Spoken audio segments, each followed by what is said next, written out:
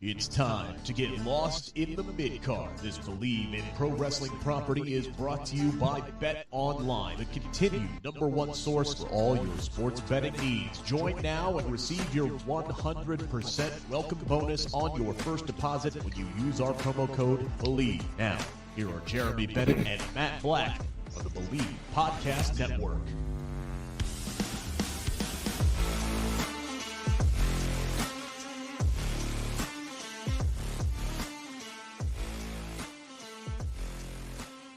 Ladies and gentlemen, welcome to the podcast where, hold on to your butts, you might actually hear Matt say something positive about Nick Aldis. It's Lost to the Midcard. Welcome to the first show in November. Why is Matt laughing? Well, if you are familiar with the podcast that we've been doing, Lost to the Midcard, for about 8 years now, Matt has had a disdain for Nick Aldis the entire time. Never said a positive word about him. But tonight, live, November 7th, 2022, you might hear a positive word. It's true. On there. It's true. We are fresh off of Crown Jewel on Saturday. We will get into that. And, of course, all the goings on television this week. And, of course, as always, we kick things off by our headlines, our main headlines for the week. And we kick off with Logan Paul, of course, coming off of the main event at WWE Crown Jewel. Logan Paul, in my opinion, him and Roman Reigns had the best match of the evening, and I don't even think it was close. I thought this was a very, very good match. We'll get into the specifics of Crown Jewel later on in the evening, but it has been revealed shortly after Crown Jewel went off the air that Logan Paul has suffered some major injuries.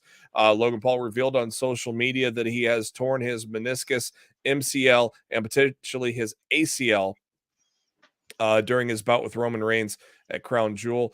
A lot of people think it might have been when he went through the table off the top rope. Of course, he was filming himself as he did it. Check out his social media, his Twitter there, at Logan Paul, if you want to see that angle of that pretty sweet splash that he did through the table.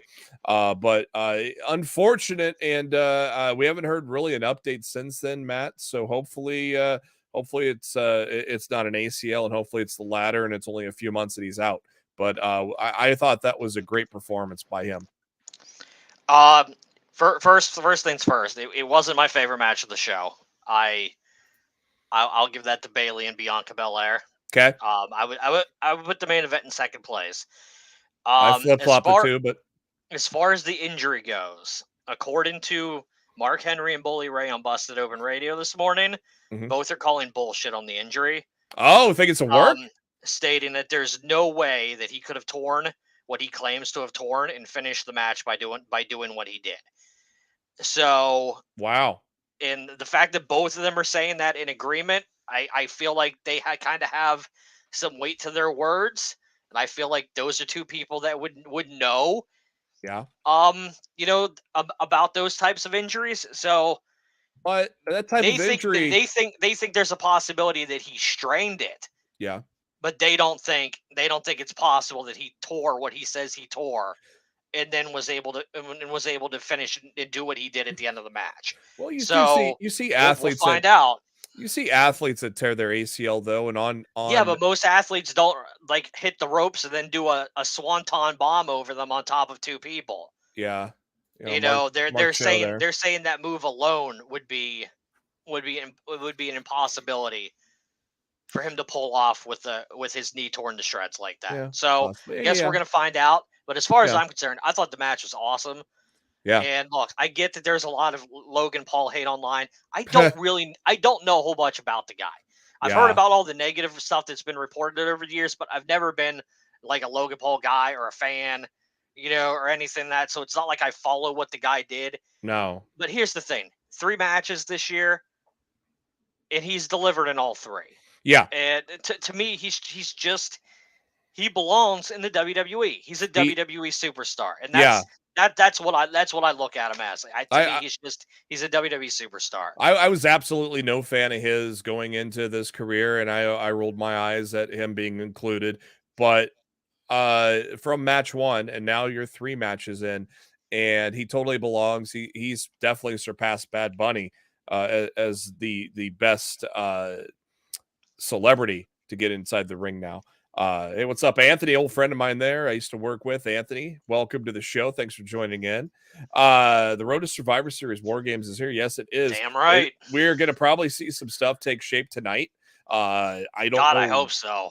We really don't know what is in store for Raw tonight. There's only a few weeks of Survivor Series. They got to like pedal to the metal tonight. You got to start pushing hard. Yeah, we do not have anything from Raw yet. No early report from Sean Ross Sapp. All that WWE.com has given us is that Seth Rollins is going to do an open challenge. And when you go to the Raw preview on WWE.com, it just redirects to WWE.com. So a lot of things being kept there. Facebook user. I don't know who this is, but Facebook it's my user. I wonder if that might be Jose, but somehow it's coming up as Facebook user. Kind of sounds like something Jose would say. I don't know. Maybe you put in the chat, Mr. Facebook Identify user. yourself. Mark Show, Logan hits the buckshot better than CM Punk. That's not a lie. That's a low bar, man. No lies detected there. That's a low bar. No lies detected. So it'll be interesting to see any updates going forward. Do you see a future of Logan and Jake as a tag team in WWE? I think Jake has some work to do. His work punches didn't look particularly great on Saturday. Hey, did I call it or did I call it? That was Jose. Good call. Good job, my friend. Mr. But yeah, I mean, he's spoken to the media following the show, and he seems to have a genuine interest. Yeah. So, like, I see no reason why at some point that the Paul brothers are not going to be WWE Tag Team Champions. Yeah, you are absolutely.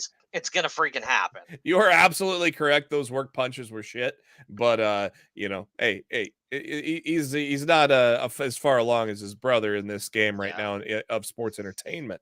But once again, thank you for joining live. Everybody joining live tonight.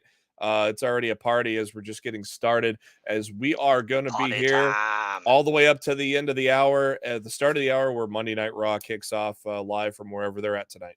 I don't even know where they're at. Like I said, all we know right now is Seth Rollins is wrestling an open challenge. That's all we know right now. But thank you for joining live. Make sure to give us an Orange Cast, a thumbs up on Facebook. Helps us get the word out to everybody. And of course, we are doing a giveaway. Believe in Pro Wrestling's YouTube channel. Once that hits 500, we're getting very close. We've been teetering, but once it hits 500, we're giving away $100 to either WWE Shop or AEW Shop. So make sure you are subscribed so we can get that giveaway going. Monday Night Raw is live from Wilkes-Barre, PA tonight, my friend. Yeah, I figured it'd be somewhere out east since it'd make it a little easier travel for those that worked Crown Jewel on Saturday. East Coast. I heard this was the smoothest Saudi show in terms of travel. Because no one had to deal with Vince McMahon. Coincidence? Just saying. Oh, let's move on to some epic proportions here. Let's get to a couple more comments here. Jake versus Solo. Maybe. Like Matt said, Jake has some work to do. Yeah, I think he'd be better protected in a tag match to start off. And Anthony is completely right. Outside of maybe last week's Raw, which was kind of a shit show, Triple H has done a tremendous job on all aspecs of the. Last week's Raw wasn't that bad. Raw 2 weeks ago. Yeah, sorry, was a shit show. Yeah. I'm hoping. Look, Crown Jewel's in the rearview mirror. Yeah. Full speed ahead to Survivor Series. I still don't think it's possible that WWE is going to go 2 months without a pay-per-view between Survivor Series and the Royal Rumble. No so way. I feel like something has to be placed at some point between those two. Yeah. But Survivor Series is going to be a statement show for Triple H because Survivor Series has been a very uninspired show in probably the last 10 years. And Triple H knows that. I think with the War Games concept being introduced, he's coming out all guns blazing. Yeah. And I think we're going to see one hell of a premium live event from the WWE in Boston later this month. Triple H knows the importance of Survivor Series, and he knows that it's been lackluster. And I mean, and he's smart enough to know that brand versus brand, nobody gives a shit. because it makes no sense to go brand versus brand anyways. Because nobody cares about their brand except for that month before Survivor Series. So I digress. Moving on into our top headlines from the weekend. Making some headlines over the weekend was none other than Mr. Nick Aldis, a man that has carried the NWA for through the pandemic and even before, when NWA Power started to really take off in terms of a good product and kind of kicking things off for the brand of NWA as they try to revive themselves. He declared that he was going to become a free agent in 2023 at the start of the new year. And he was supposed to appear at Hard Times, fight for the title against Trevor Murdoch. And instead, NWA has suspended Nick Aldis, and so he will not be at Hard Times. They replace him with Tyrus. Dear God. And so we got some additional information from Fightful Select here earlier today. Once again, he was supposed to do an interview with Fightful, but that got pulled because they were going to do that because the Hard Times pay-per-view is this weekend. And that got pulled, and they said that NWA's official statement was they have suspended Aldis from the main roster effective immediately, and Aldis will not appear at Hard Times 3 and the Revolution Rumble television tapings that are taking place in New Orleans this weekend. National Wrestling Alliance reserves its right to comment on this matter at a future date. Aldis noted that Billy Corgan's disrespect to his wife, Mickie James, in the lead up and following NWA Empower was a huge relationship for the relationship between Aldis and NWA souring. It was noted that they had never spoken about it publicly because of Aldis's spot as a top name in NWA. Fightful has confirmed that from several women who regularly appear in NWA that they also felt disrespected by Corgan and Trevor Murdoch's comments that there wasn't enough depth or enough women that could work the NWA style to do a second Empower show. NWA style. Right. Aldis was scheduled to compete for the world title at NWA 74, replaced by Tyrus. And again, he's being replaced by Tyrus. Again, why are you pushing Tyrus is another question. He's not being replaced by Tyrus. That's what I heard today.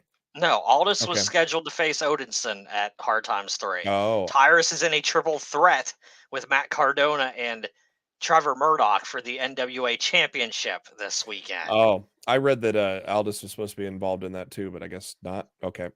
I'm going to see Black Panther Wakanda forever. Eat a dick, Billy Corgan.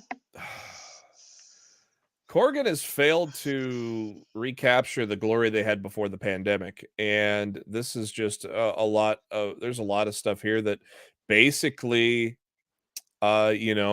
shows why the NWA is, there was absolutely nothing worth watching on paper for NWA 74. I don't know if you watched the show. I didn't watch the show. No interest. Once they said what they were doing, I was just like, Cardona's not in a prominent spot on the card. Tyrus is in the main event. I have no interest in the NWA product anymore. And look, I've never been a big Nick Aldis / Magnus fan.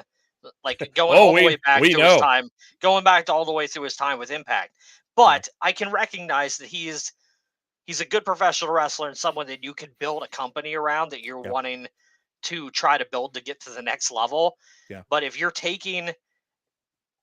choosing to put someone like Tyrus on your pedestal, a guy who can barely move inside the ring, and you're gonna put Nick Aldis aside because you don't like the fact that he's speaking up against your terrible creative decisions that your company has right now. Yeah. Well, dude, you're doing this to yourself. And I don't think the NWA will be around in, maybe 2 years from now at this point. And if it is, no one's going to be watching it. So it doesn't really matter. Hardly anybody's watching it now. No, it's just it's ridiculous. There were a lot of creative things that made sense back in the day. A lot of stars came up and coming. Ricky Starks, Thunder Rosa are two major Before examples. The pandemic, NWA was doing very well. Yeah, they were. And since they've come back, it's been a completely different product. Yeah, I watched NWA 73. I thought it was an okay show. Did not have any interest in 74. And Power was a lot better that weekend. Yeah. Yeah, it was. A lot of people said funny that. because that's a lot of the controversy going on with them right now is the fact that they refuse to run a second in Power, and they're trying to blame it on the lack of female women's talent across the world of professional wrestling right now. Are you freaking kidding me? It's insanity. It's It's because absolutely crazy. it's because they don't want to call Tony Khan again and get They don't need to embarrassed. call Tony Khan. No, they don't. No. Like Women's Wrestling Army that Maria Kanellis runs, has like 25 to 30 wrestlers that they operate with. You know, Yeah. Thunder Rosa's Mission Pro Wrestling has a bunch of women down there. You don't need to call Tony Khan or any other national wrestling company, for that matter, to secure talent for this show. Just showcase the women that are going to be the next big stars tomorrow. Show them today. That's not a difficult concept. And clearly it's too hard for someone like Billy Corgan to process. And it's an indictment on him and the NWA. And I can't stand it, man. Honestly, I've been disgusted by everything that company's been doing over the past few months. And this really, to me, was the final nail in that company's coffin. Yeah. I mean, I don't mind Trevor Murdoch as the champion, but man, he's fine. But dude, the constant pushing of Tyrus is like, why? Why is Billy so infatuated with Tyrus? Murdoch's fine in the ring, but at the same token, I'm not building a wrestling company around Trevor Murdoch in 2022. No, I'm not saying you build, but that's what he's doing, dude. Yeah, I know. I'm saying he's perfect. It's ridiculous. I'm saying he's perfect to be an NWA champion, but yeah, not to carry a company. No, it's nuts. You know, and I don't even know who all they have anymore. You know, I don't watch it anymore. You know, I tried, and it just, they have not been able to recreate the magic of 2019, where they would have been. You know, unfortunately, the pandemic happens. But as soon as you get going, guys like Ricky Starks and Thunder Rosa weren't going to stick around forever either. Tony Khan or Vince, now Triple H, were going to stank them up and give them a payday that Billy couldn't afford. What do you think about Nick Aldis? I know he's good friends with Cody.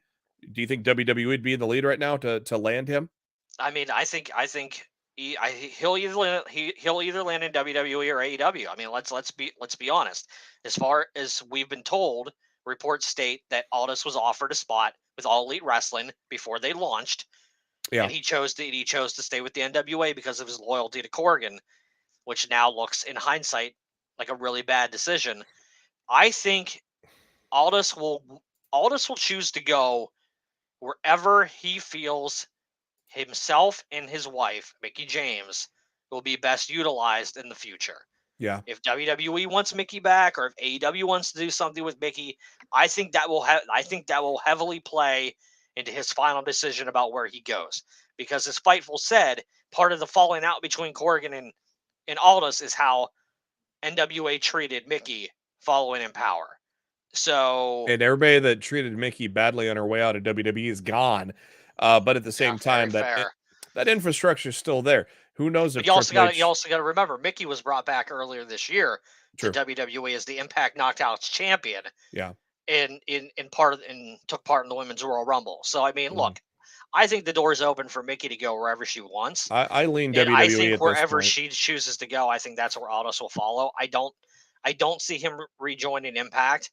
No, because to me that's kind of like a lateral move. No offense to Impact, but I mean it's not like they're setting the world on fire at the moment. He's in his mid-30s. He's in his mid-30s. I thought he was older than that. Actually, I think he's 35. But that's young. That's younger than I thought. This is prime. It's going to be WWE or AEW. He's going. Yeah. So I don't see him. I know somebody in the chat said NXT. I don't think just turned 36 yesterday. I think the man completely bypasses NXT. I think if WWE signs him, he's going straight to Raw or SmackDown. Yeah. So he just turned 36 yesterday. So happy birthday, Nick Aldis. Honestly, I'm really surprised. I thought he was older. I was pretty accurate. He was 35. He was 35 until this weekend. I've always been a fan of Nick Aldis. I liked his time in Impact. I thought he could be something big, and he proved that carrying a company for 2-3 years. He carried that world championship for a very long time. He's had some classic matches with guys like Tim Storm and Cody Rhodes. I think WWE is going to be the answer because there is that relationship with Mickey. I'm going to be glad to see Mickey back. We get it, things maybe we didn't get to see, Bianca Belair and Mickey James. There's a whole big Liv Morgan and Mickey James. There's a big list of matches. Ronda Rousey and Mickey James, man. There's a lot of great matches that show up that can show up there for Mickey. And obviously Nick Aldis, mid-30s is about the prime of your career, and this is the time to take that step up, get on that national stage, take that big payday, and see where you can go with it. I think Nick Aldis will succeed. He's got a lot of friends in WWE. I think he's friends with Wade Barrett as well. Obviously, Wade was a color commentator in NWA before he went to NXT. So he's got a lot of friends in WWE, so I am putting my money on him landing in WWE. Royal Rumble would be a perfect spot for him to debut. That Royal Rumble makes sense. That absolutely makes sense. Yeah, and who else may return at the Royal Rumble? Oh boy, it's gonna be a fun Rumble. I bring him back before the Rumble. Cody? Yeah. Yeah. Well, let's move on. I think Raw could use him right now, and I feel like when he's ready, you bring him back. You don't wait. Speaking of women's wrestling, let's transition into more women's talk here with the WWE. Fightful Select has posted yesterday an article that WWE has expressed interest in bringing back Chelsea Green. Wrestling Votes and PW Insider also reporting on this. She was released late in 2020. Really never got really get a set of footing in WWE just because of the wrist injury and whatnot, and became a casualty of those 2020 cuts when WWE was cutting everybody and their grandma. She was, of course, spent time in NWA, Impact, Ring of Honor, GCW, all sorts of promotions. Obviously, a lot of that with her husband, Matt Cardona. Though Fightful was told that Green is one of many females that were discussed to come back to the company, Mia Yim being another one, though they haven't been told a deal is official or that a return date is set. Those from Fightful that spoke to WWE was hoping to restock the women's division with several TV-ready, experienced women's wrestlers. Of course, you just saw Emma return recently. They are talking to Tegan Knox as well.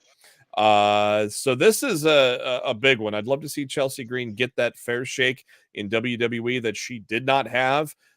Does this also open the door for Matt Cardona to come to WWE? Because there was an article that came out today where Matt Cardona said if he comes back to WWE, he'd be using his real name.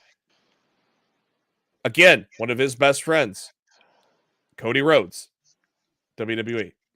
What do you think? Do you think that both of them as a package could come back to WWE? I mean, I think it's possible, but at the same token, I don't think it's really going to be his call.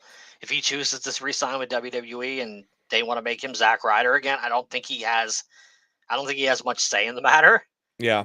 Like, I would prefer him to come in as Matt Cardona, because I feel like he's very much established his own name. Yeah, I think he could too. Multiple companies since leaving WWE. But at the same token, WWE loves to own the names and everything. So if he goes back to WWE, like, unless he gets it in writing, like before he signs on the dotted line that he's going to be Matt Cardona, like that, I mean, that could easily change, between pen to paper and, appearing on television. So yeah, the stock that Cardona has built for himself over the past 2 years, I think he is one of those rare names where he could just come in and be Matt Cardona. Doesn't have to be Zack Ryder, doesn't have to change the name. And who knows, who knows if Triple H is adamant on everybody having to change their name. Obviously there's some people, yes, but there definitely are exceptions, and Cody Rhodes is one. Cody Rhodes brought his AEW music to WWE. So no, I think technically he had that before AEW. Yeah, I know. He was using that in Ring of Honor. But anyways, Cardona, I think, has enough cachet to I love Cardona, but he ain't got Cody Lowe. He doesn't have Cody Rhodes' level of cachet right now. But there isn't a bigger independent star right now, I don't think. Consistently over the past 2 years, a guy that has built himself. He's done a Drew McIntyre If we're talking out of the United States, I'd probably agree. Yeah. Yeah. Kev Callum, my old Top Story co-host back in the day, joining in. Thanks for tuning in, man. But yeah, it's going to be interesting. Obviously, we're not surprised that more names are going to be coming.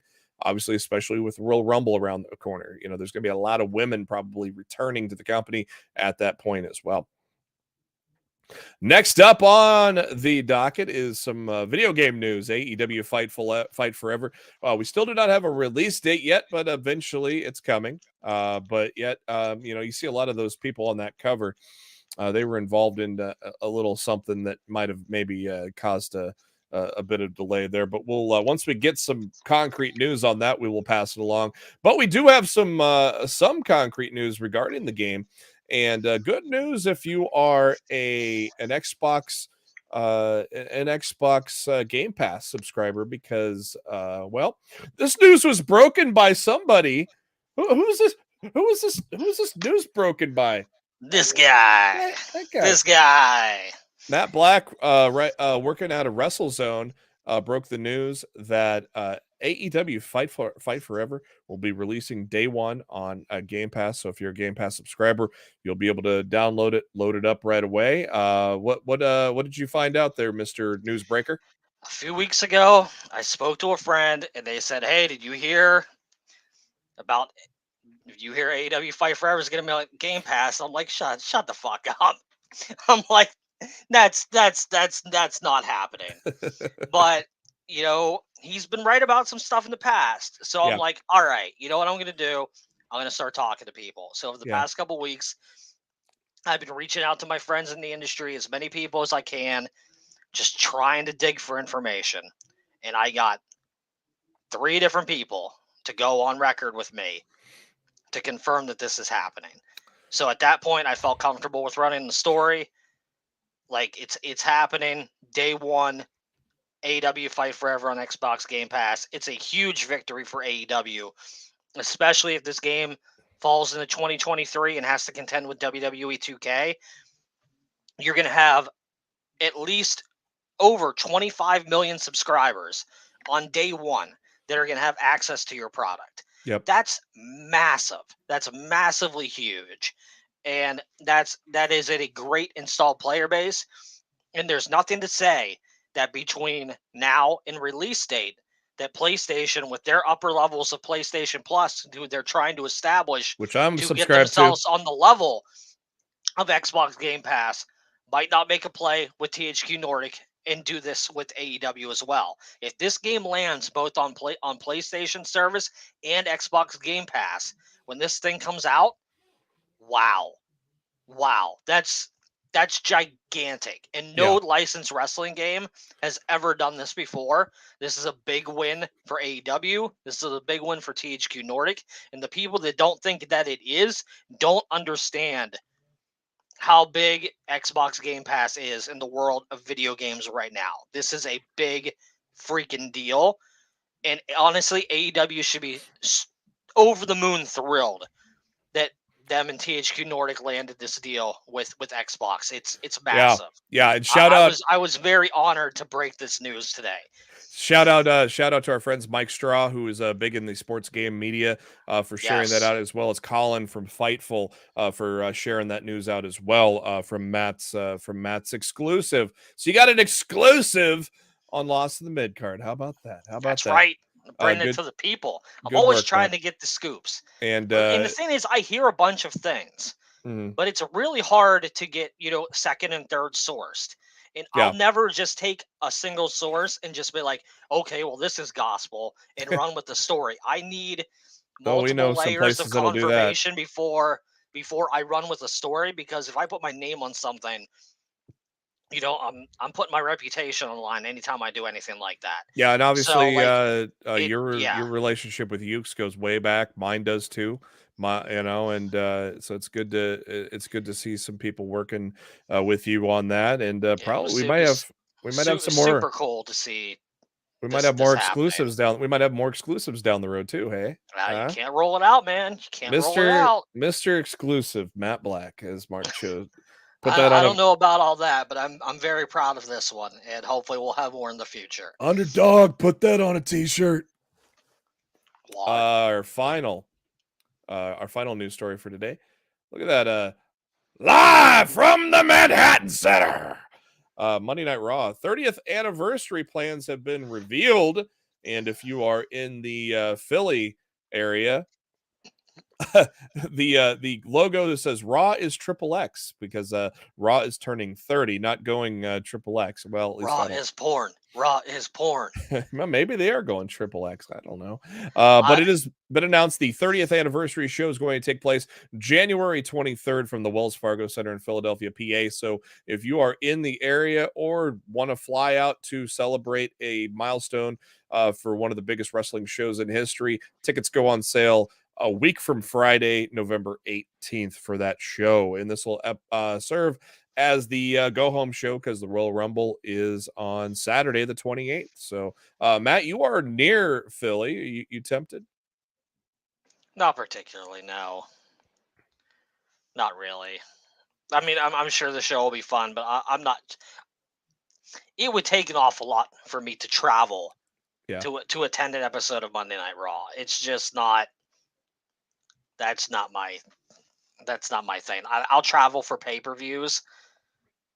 But I'm not traveling for weekly TV. Like AEW Dynamite was in my backyard last week, and I didn't go because I was just at the DC show a few weeks prior, and I didn't like some of the the reruns that they were putting on the show. And honestly, after we saw some of their surprises that they threw out last Wednesday, I'm very glad I didn't go. Yeah. Of course, 5 years ago they celebrated Raw 25 by simultaneously holding it at the Barclays Center and the Manhattan Center, which was pretty cool from a nostalgic standpoint. It was I can't remember. I want to think it was just an okay show. It was kind of they just it was all right. It wasn't as good as I thought it was going to be. They kind of just fell back into their usual. It started out really hot with the Austin segment, and then it just it didn't. Yeah, it's like they just kind of fell into the same old shit for Legends things that they usually did back then. So now I'm sure we're gonna get a ton of Legends for Raw 30 too. Yeah, but with Triple H, I don't think it's gonna be the same old boring shit. I think maybe Triple H will mix it up, make it fresh, make it interesting. It got kind of stale for a while under Vince with the Legends that they would include. So it'll be interesting to see. Plus, it's a go home for my favorite pay-per-view of the year. So it's going to be exciting to see what they bring out there. Honestly, that's a perfect go home show because you're going to get it. You're going to be getting people tuning in that don't normally tune in to Raw. Yeah. And then they're going to get they should get a decent amount of hype for the Rumble that weekend. That could end up being very good for WWE on the road to WrestleMania. Yeah. We got ourselves a little bit of we're gonna quickly run through these because obviously we have Crown Jewel to talk about. But Monday Night Raw and SmackDown definitely had some things, some interesting things. They had some things. They had some things. Triple H getting involved on the Lashley and Brock Lesnar pull apart. Some familiar faces that were there as well. I thought that was good. I thought Theory and Rollins had a hell of a match. That was a damn good match, I thought. What'd you think about Miz interrupting Roman Reigns? Start of something or just a? I think they were just playing into the fact that they knew Reigns was going to be cheered no matter what. So they said, "Screw it, just let the fans cheer him tonight. Let Reigns Superman punch Miz, and and just make it a fun segment for the live crowd." I think that's all it was. And there ain't nothing wrong with that sometimes. Yeah, I would like the JBL and Corbin pairing a little better if it wasn't a goddamn Fox News commercial every time. Honestly, JBL is just the equivalent to Dan Lambert. Dan Lambert's running AEW, and I had enough of it there, and I've already had enough of it here. I don't want JBL. I don't want JBL on my TV. He wishes he was Dan Lambert. Just get him gone. And of course, you got to have a trick or street fight. You don't have to, but Otis and Gable coming out as the Chippendales, a la Patrick Swayze, and Chris Farley was funny though. Yes, I would agree.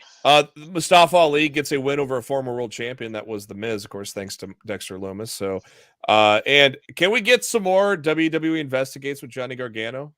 Can we get some more of those? That should be a Peacock show, man. Put it on the cock. Gargano's a special talent. Put it on the cock. And title change at the end of that. Did you expect that? And then expect it again. Made a lot of sense after Crown Jewel. You know why? I think, I have a theory of why they We need a title change at the pay-per-view, so let's just flip-flop this shit on Monday. I have a theory on that. We'll get to that in a minute. SmackDown, I thought was a pretty good show. I thought Liv and Sonya was good in that no DQ match. I like this version of Liv. Honestly, the open and the close of the show are the only two things I remember about SmackDown Friday. I remember liking Liv and Sonya a lot, and I remember really liking Gunther and Rey Mysterio. Good. I don't really remember anything else that happened between those two matches. I'm kind of excited for an LA Knight Ricochet feud. Now that he's involved. Oh yeah. Match was fine. Match is fine, but I think it's start of a bigger feud. Plus, involving Ricochet's real life girlfriend Samantha Irvin, the SmackDown ring announcer. I don't know if they're going to go into that and clarify that though. Yeah, they haven't officially announced that quite yet. What'd you make of Bray Wyatt almost snapping on the staffer? Is he starting to lose it?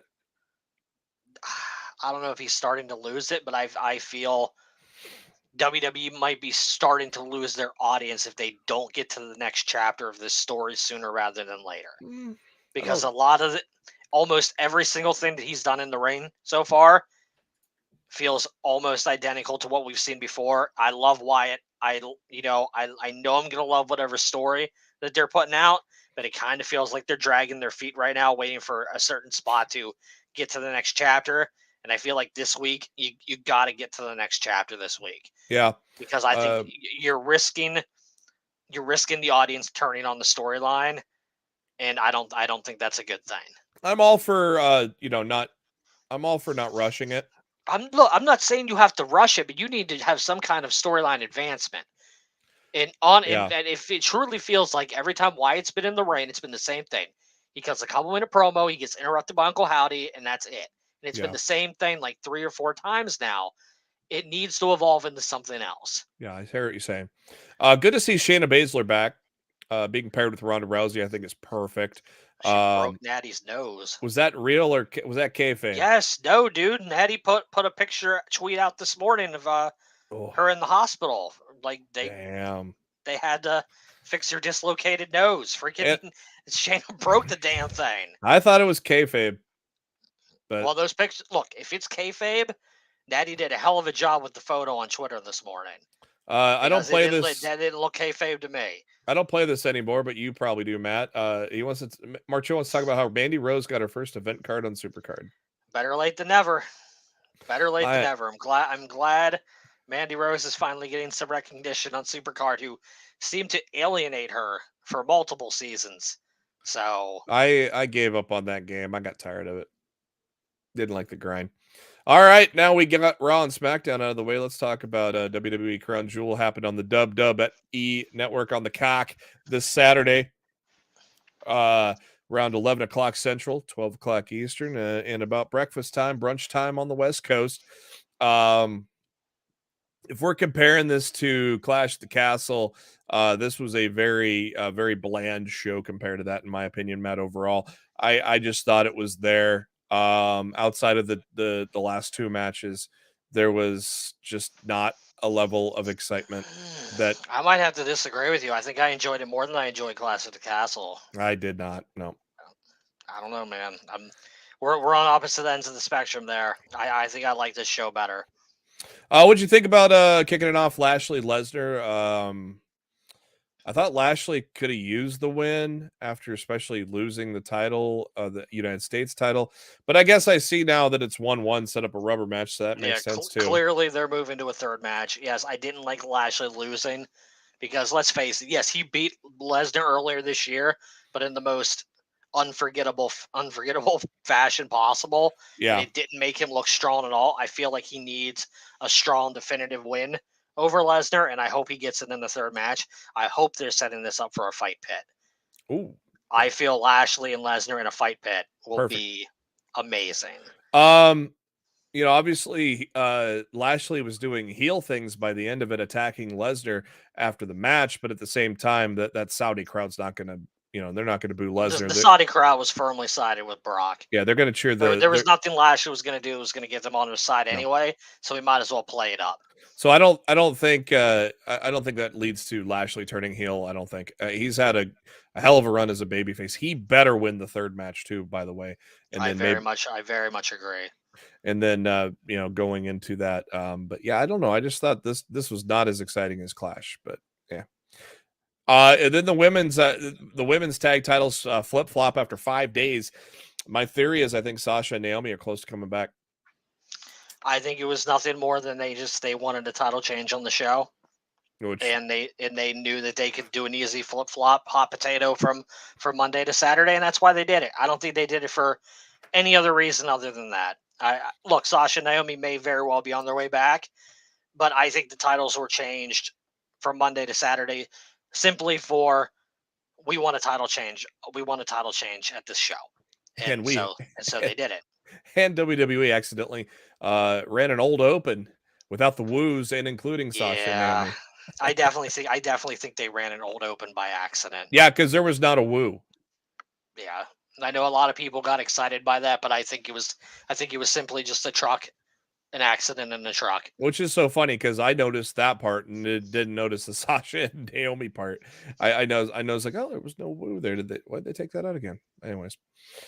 Steel cage match with Karrion Kross, Drew McIntyre. I think I thought this was a good match. I thought the ending was good with the photo finish of Drew beating Kross to the outside. I thought as far as a steel cage match goes, I thought it was a good match.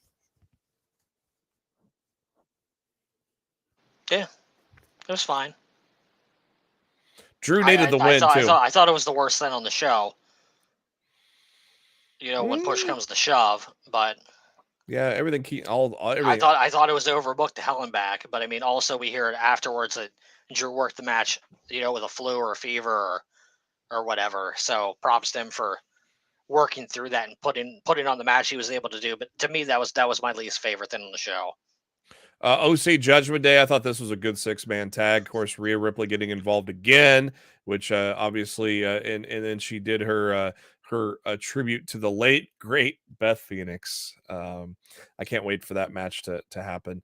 Maybe we get I don't know if we get a Survivor Series like match with Judgment Day, OC, and a couple people, and then maybe a one-on-one. Maybe Edge joins the OC, and then maybe we get a one-on-one with Rhea Ripley and Beth Phoenix. Do you see that kind of playing out that way? I'm not sure because I believe Edge is out filming that Percy Jackson series for Disney Plus right now. So I don't believe we'll see him. I don't believe we'll see him or Beth back until he's wrapped up that filming. And I don't know how long that's supposed to be. I know he has a reoccurring role, and it's a TV show. So I mean, he has to film multiple episodes. So yeah, I'm not sure. Yeah, there's Mark Cho. Sasha and Naomi return as heels and align with Damage Control. Interesting. Rhea Ripley. Yeah, look, if Becky's ready to return in time, that's the perfect 5-on-5 woman team. Yep. And Monet saying Rhea Ripley looked like a star. She is leading that Judgment Day faction, who definitely needed a win, to keep that going, because the Judgment Day, ever since Triple H has taken over, has rebounded very nicely from when Vince had his hands on it. I don't think the OC beats Judgment Day until they pay off we have a Rhea Ripley problem, and we need someone to, to neutralize Ripley until OC brings in whoever that's going to be. I think we're gonna be stuck with, losses for the Styles and company until that current storyline's paid off. I thought Omos. They've got a bunch of women there reportedly looking to bring in, so I mean, it could be any of them. Yeah, I thought Omos and Braun was fine for what it was. It was better. It was better than it had any right to be. Yeah. No surprise the Usos and the Brutes had a great match, but the Usos were not going to lose because obviously a great story set up, though, to face the New Day at SmackDown this week with, they got to go through the New Day to break the New Day's record. But now, one of the Usos is hurt. So is this match even going to happen? or is the honorary Uce going to fill in? And he takes the pinfall, and that starts the downfall of the honorary Uce with the bloodline. I don't know. There's a lot of variables yet to come up here. If Jay's gonna, is it Jay that got hurt, or is it Jimmy? The rumor is that Jay got hurt. I'm not sure if that's not a storyline or not, because he did a lot at that show. Yeah, to make me question if that man is, really hurt or not. Last woman standing, Rhea with Bianca Belair, Bayley. That was a hell of a match. The golf cart spot was kind of funny. I thought this was a great for a last woman standing match. I thought this was very much delivered. In terms of it was my second favorite match. It was your favorite match, and then we flip flop on the main event. True. I did not like it as much as Clash, though. I thought Clash was a better show in my opinion. Where this was more of a 2-match show. Everything else was okay. It was more like something that you could have done on Raw in terms of excitement and match quality, in my opinion. So. Let's move along. We're going to skip NXT for now because we're running a little out of time. Sorry, NXT. We're going to go to AEW Dynamite happening. Of course, this was the Dynamite happening in your backyard that you missed, and as you said earlier, you were fine with missing this one, right? I was very honestly after the opening segment. I took to Twitter to announce that I was very fine with my decision that I didn't go to the show. So yeah, I thought it was going to take me all the way till 10 o'clock to decide if I was going to regret it or not. But after the opening segment, I'm like, nah, I'm so glad I'm at home right now. It's not that the show was bad. It's just that everything that they were hyping to deliver to me, everything was a dud. All the hypes were duds. But overall, I enjoyed the show. But those things that were being hyped left me disappointed, and I would have been mad if I would have went to the show for those surprises, and that's what I got. Yeah. Now, the reveal of the Sting to be Cole Carter, who was in the factory, and now he's in that went over like a fart in church. Well, that was done by design. That was clearly done to be a swerve. A red herring. Yes, exactly. That's why that was done, and that was done well. I'm going to give you an unpopular opinion, though. Go for it. I think Jeff Jarrett is great for AEW. I think he's a great backstage hire for AEW. I do not think he's a great weekly performer on my screen hire for AEW. When I am annoyed that I'm not seeing people like Miro, Eddie Kingston, and Ricky Starks on my TV on a weekly basis, but I'm going to see Jeff Jarrett in 2022, no.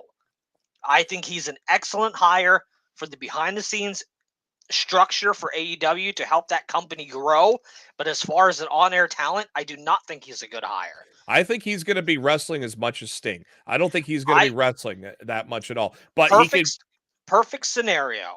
This is the perfect scenario. We see him until Full Gear. He loses a multi-man match to Sting and Darby, and then he's done. We don't see him on TV anymore after that. If that's the case, I'm on board. I'm absolutely on board. We do not need to see consistent Jeff Jarrett on AEW programming. He could still cut a promo. I thought he did fine in the ring in Flair's last match. Low bar because Flair completely sucked, but I think Jeff can still cut a promo and still can do a match. So is he going to wrestle every week? No, he's going to wrestle very sparingly. Is he going to be on TV a fair amount? Probably. And I think Jarrett has done a good enough job still in 2022 to be able to do that and be effective. I thought he cut a great promo. I thought his in-ring work is still good at that age. You're not going to see it every week, so I think it's fine on both sides of the coin. Yeah, we're gonna agree to disagree on this one, man. Like I said, I think he's a fantastic backstage hire, and I think he's exactly what AEW, the type of person that AEW needs to continue to help growth for that company and behind the scenes aspect. But I have no desire to see him on my TV on a weekly basis. I just don't. I thought the work leading up to the Flair's last match and the performance in it, I thought the promo work, everything leading up to it, and his work in the ring thought it was good. So I'm perfectly fine with a match here and there, and him cutting promos every week on TV. I am perfectly fine with that. Moxley beat Liam Moriarty in a pretty decent little match there. Saraya and Britt Baker were supposed to have a sit down with Renee Paquette, but Britt did not show up. And Saraya said she's going to save if she can wrestle for the next week's show because there's one more doctor she wants to consult on this. I wonder which doctor she's referring to, Matt. DMD. So Saraya is going to probably officially announce that she's medically cleared. Going next week here on Dynamite. This week on Dynamite, we had the Daddy Ass birthday bash. That was kind of fun, but very similar to a couple weeks ago. And then the Gun Club, of course, came out because they're Billy's sons in real life. So because what did they do? They adopted him. The Acclaim adopted him or something like that. They had like a certificate and shit. World's greatest daddy or something like that. Yeah. Then FTR came out after Morrissey came out and knocked out the Acclaim. FTR came out to even up the odds.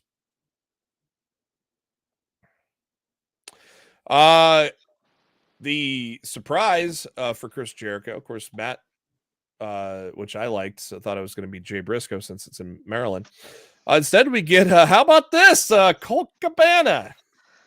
After we get reports that Punk may not be coming back to WWE, magically we get Colt Cabana. I've been thinking about this. And I've talked about this with a few people. You know what Tony Khan should do? You know what that man should do? What should he do? You should move Colt Cabana back to AEW. And when Punk's healthy, you make him the centerpiece of Ring of Honor. And you keep everybody that he has an issue with on over here. Yeah. And you keep CM Punk over here. On Ring of Honor? On Ring of Honor. He Would is Punk the centerpiece. He is Would the Punk centerpiece of the Ring of Honor brand. If he's getting paid the same amount of money, why the fuck would he care? I don't know. If he's keeping him on the same contract and he gets to go over there and run with the Ring of Honor World Championship, that's what I would do. Well, that way you get everything. We've seen Punk's behavior. That way Khan gets to keep everything and Khan gets to be happy. Yeah. So I think that's the right way to do it. Safet in the chat. Of course, you got any questions, comments, feel free to share them here with us. Ronda might be there on Raw. We'll have to see because that starts in 8 minutes. Jared saying, Matt, he was reading your big AEW game story. His opinion is they don't put the game out in 2023. They should have, I think he means 22. They should have pulled it or canceled it to save money. What are your thoughts on that?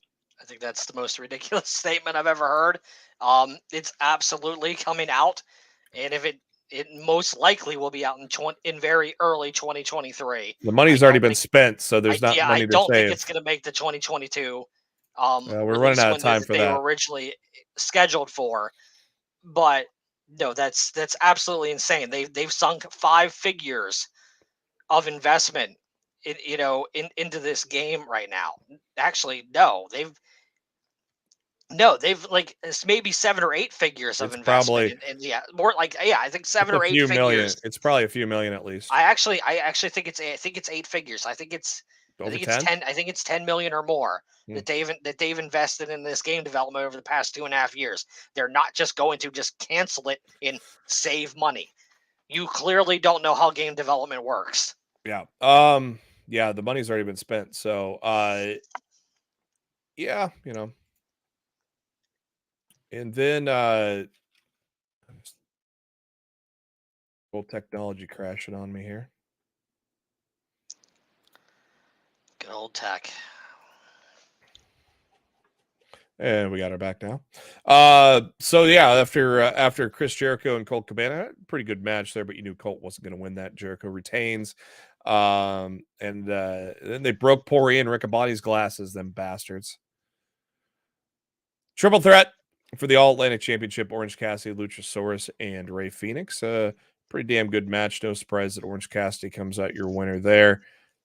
And then a big pop as Shibata comes out because they said the winner gets to choose their dream match on Rampage, and Shibata came out to a tremendous ovation. And that was a nice surprise. That was the best surprise of the night. Of the 3 that they did, that was the best one. And the women's match was a 2-minute squash. Poor women. Vignette with the House of Black. Very cool vignette with them as they are going to be returning soon.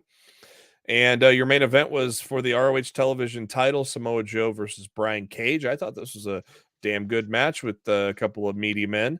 And I was surprised at the retain. I thought Cage was going to win this one, but I liked it. I thought the way that they placed it in the main event, I was like, oh man, we're getting a title change. Yeah. Because I thought the triple threat was going to close the show, or the Ring of Honor title match. And when they put the TV title match in the main event, I'm like, oh, it's just because Brian Cage is going to win the title. I'm glad he did. You know, I love Samoa Joe. Yeah. So I'm glad he retained, but I was kind of thinking going into that second hour, I'm like, oh shit, they're gonna do a title change here. Yeah.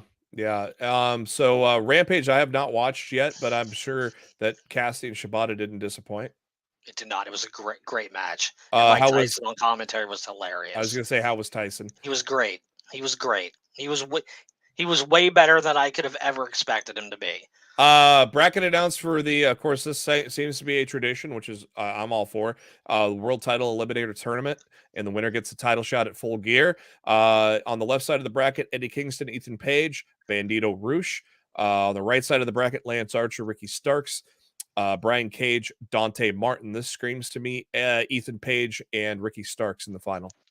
I think you're right, but I want Ricky Starks and Eddie Kingston. Oh, yeah. That's what I want. But I think we're getting Starks and Page. But I want Starks and Kingston. I feel like I think Page the story told in that push. match leading up to the show would be tremendous. All right, I feel like they're pushing. We Page. can't roll out MJF costing Page a match in this tournament. That's true. So like I'm not roll. I get why people are saying Page and Starks, and I think that's what we're getting. But I'm not rolling out Kingston and Starks. I think Starks is in the finals no matter what. I would love to see Kingston in there with him. I think that would be great. We're wrapping things up as we look ahead to tonight and Wednesday as well. We'll just keep with AEW for now. Of course, we'll find out. It's going to be a hell of a match. Eddie Kingston, Ethan Page is this Wednesday. Sammy Guevara, Bryan Danielson, 2 out of 3 falls. That'll be another banger. Sky Blue I'm not sure we needed that. Sky Blue takes on Jamie Hayter. The face-to-face with Soraya and Britt Baker, DMD. Then 8-person tag match, FTR and the Acclaimed against Swerve and Our Glory and the Guns. And then we'll hear from John Moxley. So another stacked dynamite. Sean Ross Sapp coming out with the Raw plans literally just minutes ago. I'm going to try not to spoil a lot of it, like any major things, but Seth Rollins Open Challenge. We're going to see Nikki Cross in action. I'm glad to see her back to her old ways. Miz and Johnny Gargano. That'll be a good match, I think. Shelton Benjamin's going to have a match tonight, so that's good to see. He was supposed to have a tag. Rumor was he was going to have a tag team with R-Truth. Unfortunately, R-Truth got hurt on NXT this week, so he might be out for a few months, unfortunately. I will say I find it very interesting with a lot of Lashley's comments as of late that he wants to get the Hurt Business back together. That both... Well, Cedric's on the show too. Yes, that both Alexander and Benjamin are scheduled for matches on Raw tonight. I find that to be very, very interesting. Main event, Zion Quinn and Wendy Chu have got matches on main event. And I am not going to spoil the Rollins opponent. It is because I don't think it's accurate. Oh, well, yeah. If you read what the rundown with SRS says, it doesn't make sense. Yeah. Based on that same person already has a match earlier on in the evening. Yeah. So we'll see what happens there. Go to Fightful Select for the full Raw plans if you are so inclined. We got a minute left before Raw. Matt, what's your final thoughts? Look, we're on the road to Survivor Series. Hopefully we kick it off with a great Raw. And look, AEW's on the road to Full Gear. So I think they need another strong show this week as well. So hopefully we get a good week of wrestling this week. I think we will, as we're going to head towards some of the big times, Full Gear and Survivor Series. I think we're going to start to kick it in gear for a lot of that. For Matt Black, follow him on the Twitter at Raw of Showtime. For Jeremy Bennett, follow me on the Twitter at JB Huskers. Once again, thank you for tuning in to Lost the Midcard, brought to you by Bet Online.